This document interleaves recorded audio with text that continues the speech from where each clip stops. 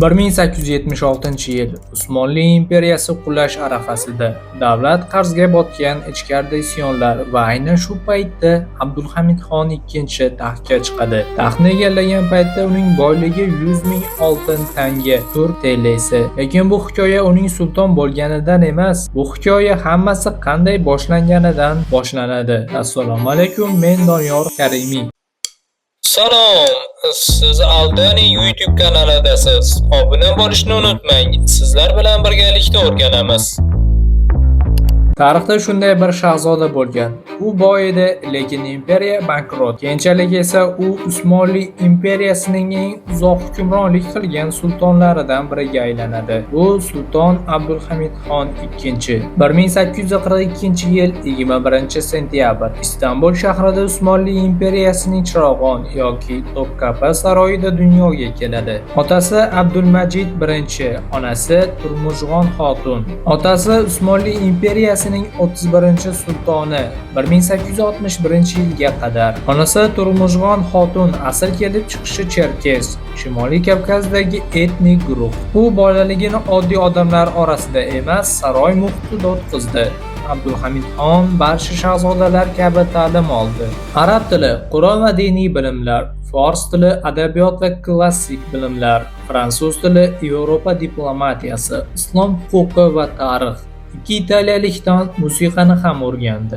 11 yoshda onasini yo'qotgan va farzandi bo'lmagan Rahime Perustu xotun otasining buyrug'i bilan uni asrab oluvchi ona vazifasini bajargan. Manbalarda shahzoda Abdulhamid II ona mehri yetishmasligi va otasining nisbatan sovuqqon munosabati uni yoshlikdan yolg'izlikka mahkum etgan. U taxtga uzoq nomzod bo'lgani uchun saroy xodimlari unga unchalik qiziqish bildirishmagan. Yuqori lavozimli amaldorlar aqlli, ammo hech qachon o'z fikri va qarashlarini bildirmagan. Shahzoda Abdulhamidxonni unchalik yoqtirishmagan. 19 yoshgacha ko'plab tillar, Qur'on va diniy bilimlar bilan shahzodalar uchun eng muhim jismoniy tayyorgarlik, ot minish, otni boshqarish va uzoq safarga chidashni o'rgangan. Ov qilish, ayniqsa o'q, yoy va miltiq bilan mashq qilgan.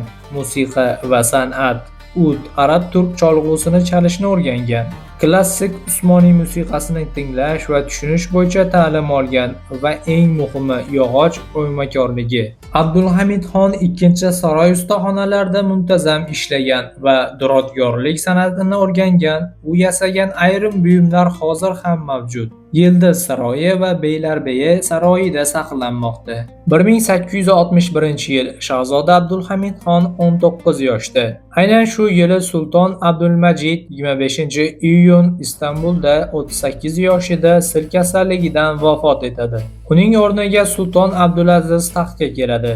Hamma uzoqda ushlab turadigan bu aqlli shahzoda amakisi sulton Abdulazizga faqat pertemniyalik xotun yordamida yaqinlasha oladi. Uning aql, zakovati va siyosati, zehni tufayli amakisi Abdulaziz unga erkin muhitda o'sishga ruxsat beradi. Shahzoda sifatida juda bo'sh vaqtga ega bo'lgan Abdulhamid maslak mulkida qishloq xo'jaligi ishlari bilan band edi. U yerda u qo'y boqdi, qo'rg'oshin konlarini boshqardi va fond bozori faoliyatida ishtirok etib pul topdi. Shu bilan birga u imperiyadagi islohotlar, tashqi qarz va Yevropa davlatlarining bosimi kuchayib borayotganligini masofadan kuzatadi. Usmonli imperiyasi asta-sekin zaiflashayotganini anglay boshlaydi. O'zidan oldingi sultonlardan farqli o'laroq Abdulhamid II shahzodalik davrida chet elga sayohat qilgan va taxtga chiqishidan 9 yil oldin 1867-yil amakisi sulton Abdulaziz xonga Yevropa bo'ylab safar chog'ida hamkorlik qilgan. Ushbu safar davomida u 1867-yil 30-iyundan 10-iyulgacha Parijga, 1867-yil 12-iyuldan 23-iyulgacha Londonga va 1867-yil 28-iyuldan 30-iyulgacha Vena shahriga tashrif buyurgan. U atigi 24 yoshda 1867-yil 21-iyunda Istanbul shahridan boshlangan sayohat 1867-yil 7-avgustda Istanbulda yakunlanadi. Yuqorida aytilgan shaharlardan tashqari boshqa Yevropa poytaxtlariga ham tashrif buyurgan. Bu safar davomida Shahzoda Abdulhamid II Yevropadagi sanoat rivoji, kuchli armiya, temir yo'l tizimi va moliyaviy institutlarni ko'rib, Usmonli imperiyasi texnologiya va iqtisodiy rivojlanish jihatidan ancha orqada qolayotganligini yanada aniq tushunib yetadi. Safardan keyingi yillarda u ochiq siyosatda katta rol o'ynamagan bo'lsa ham, saroy ichida ehtiyotkor va hisob-kitob bilan harakat qiluvchi shahzoda sifatida taniladi. U moliya masalalariga qiziqadi, yer-mulk sotib olib sarmoya qiladi va shaxsiy boyligini oshiradi. Shu bilan birga imperiyada siyosiy vaziyat keskinlashib boradi, iqtisodiy muammolar kuchayadi, tashqi qarz oshadi va Bolqon hududlarida qo'zg'olonlar boshlana boshlaydi. 1876-yilga kelib imperiyada katta siyosiy inqiroz yuz beradi. 1876-yil 30-maydagi to'ntarish nomi bilan tanilgan rejalashtirilgan to'ntarish natijasida Sulton Abdulaziz taxtdan ag'dariladi. U 1876-yil 4-iyunda uy qamog'ida saqlanayotgan Fereye saroyida bilaklari kesilgan holda jasadi topiladi. Sultonning o'rniga Murod V taxtga chiqadi. 33-Usmonli sultoni Murod V 93 kun hukmronlik qiladi. 3 oy 3 kun. Bu voqealardan so'ng Shahzoda Abdulhamid II 1876-yil avgust oyida taxtga chiqadi. Abdulhamid II taxtga chiqqan paytda uning shaxsiy boyligi bor edi, lekin bu boylik Usmonli davlat qarzini yopish uchun yetarli emas. Manbalarga ko'ra, u taxtga chiqqan paytda 100 ming oltin tanga, oltin lira boyligi bor bo'lgan. O'sha davrda taxminan 90 ming, 100 ming funt sterling atrofida edi.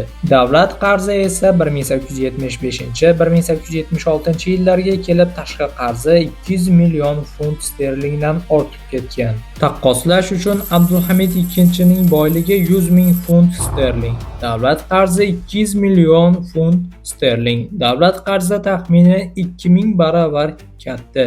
Usmonli saroyidagi haddan tashqari dabdaba va isrofgarchilik faqat davlatni emas, balki shahzodalarni ham og'ir ahvolga solgan edi. Yosh shahzoda Abdulhamid II esa bu holatni juda yaxshi ko'rdi va angladi. Imperiya qarzga botgan, saroy esa hashamat ichida yashayotgan bir davrda shu qarama-qarshilik orasida ulg'aygan Abdulhamid keyinchalik taxtga chiqib, imperiyani saqlab qolish uchun kurasha boshlaydi. Aldani kanaliga obuna bo'ling. Qo'llab-quvvatlash uchun like bosishni unutmang. Keyingi davrda ko'rishguncha